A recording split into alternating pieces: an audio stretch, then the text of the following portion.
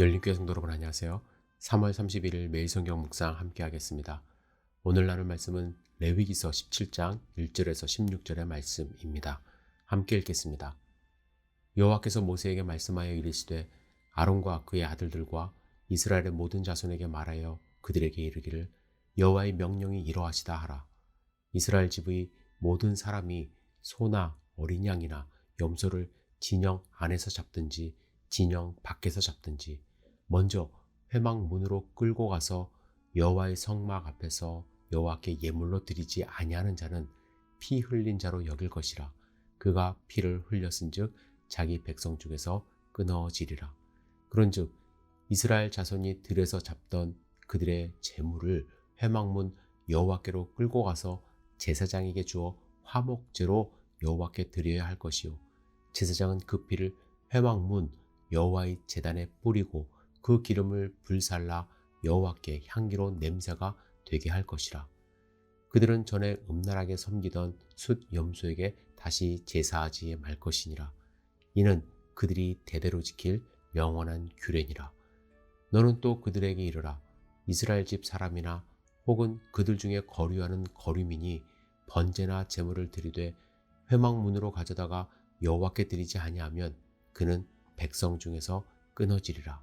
이스라엘 집 사람이나 그들 중에 거류하는 거류민 중에 무슨 피든지 먹는 자가 있으면 내가 그 피를 먹는 그 사람에게는 내 얼굴을 대하여 그를 백성 중에서 끊으리니 육체의 생명은 피에 있음이라. 내가 이 피를 너희에게 주어 제단에 뿌려 너희의 생명을 위하여 속죄하게 하였나니 생명이 피에 있으므로 피가 죄를 속하느니라. 그러므로 내가 이스라엘 자손에게 말하기를 너희 중에 아무도 피를 먹지 말며 너희 중에 거류하는 거류민이라도 피를 먹지 말라 하였나니 모든 이스라엘 자손이나 그들 중에 거류하는 거류민이 먹을 만한 짐승이나 새를 사냥하여 잡거든 그것의 피를 흘리고 흙으로 덮을지니라. 모든 생명은 그 피가 생명과 일체라. 그러므로 내가 이스라엘 자손에게 이르기를 너희는 어떤 육체의 피든지 먹지 말라 하였나니 모든 육체의 생명은 그것의 피인즉 그 피를 먹는 모든 자는 끊어지리라. 또 스스로 죽은 것이나 들짐승에게 찢겨 죽은 것을 먹는 모든 자는 본토인이거나 거류민이거나 그의 옷을 빨고 물로 몸을 씻을 것이며 저녁까지 부정하고 그 후에는 정하려니와 그가 빨지 아니하거나 그의 몸을 물로 씻지 아니하면 그가 죄를 담당하리라. 아멘.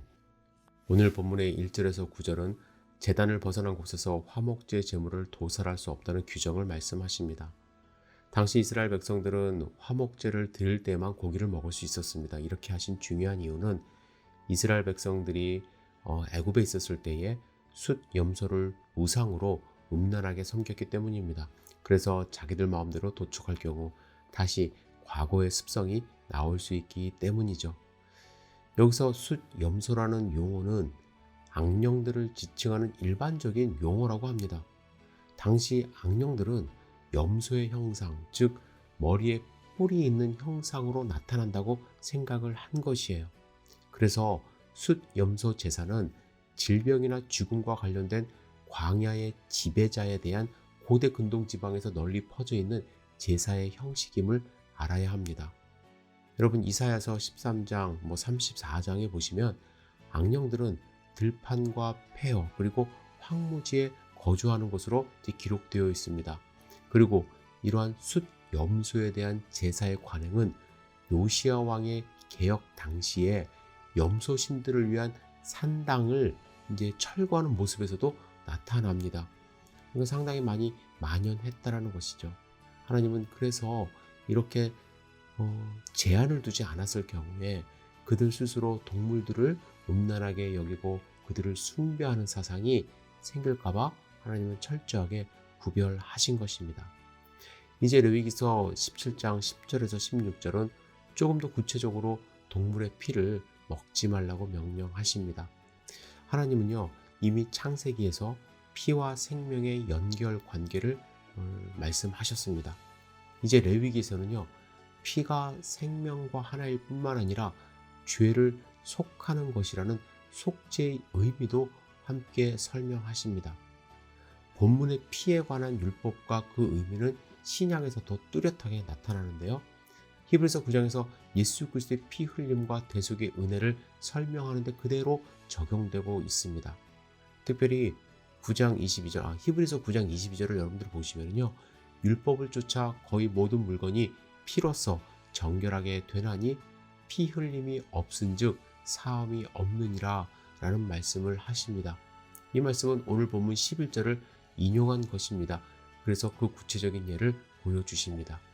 사람들의 죄를 사하기 위하여 그 사람의 생명 대신에 제물로 드려지는 다른 동물의 피로써 생명으로 생명을 대신하는 것이라고 할 수가 있습니다. 여러분, 그런데 이 17장을 우리가 묵상할 때 주목해야 할 점은요. 피 자체에 어떤 능력이 있다는 것이 아닙니다. 아무 장소에서나 피를 가지고 죄를 속할 수 있는 것이 아니에요. 제사장에게 주어서 하나님 앞, 즉 제단에 뿌려서 사람들의 생명을 위한 속죄를 할 수 있다는 사실에 주목하셔야만 합니다. 죄사함은 하나님과의 관계 속에서 하나님께서 행하시는 은혜의 사건이라는 거예요. 여러분, 고대 사회에서요, 이방신들이 좋아하는 음식이 피였다고 합니다. 고대에 전 세계 약 90% 이상이 그들의 종교적 축제에 피를 뿌리거나 제사에 피를 드렸던 것으로 알려집니다. 우상숭배 예식에서 피는 아주 중요한 제사의 수단이었습니다. 이방 제사에서 근데 그들이 피를 뿌리는 것으로 끝나는 것이 아니라 피를 마셔요. 피를 마시는 이유는 영들 또는 악령들과 연합하기를 희망하기 때문이라고 합니다. 그들은 피를 마시는 사람은 악령들의 힘을 가질 수 있다라고 생각을 했어요. 그래서 영적인 힘이나 신적인 생명을 얻기 위해서 제물의 피를 그들은 스스로 마셨습니다.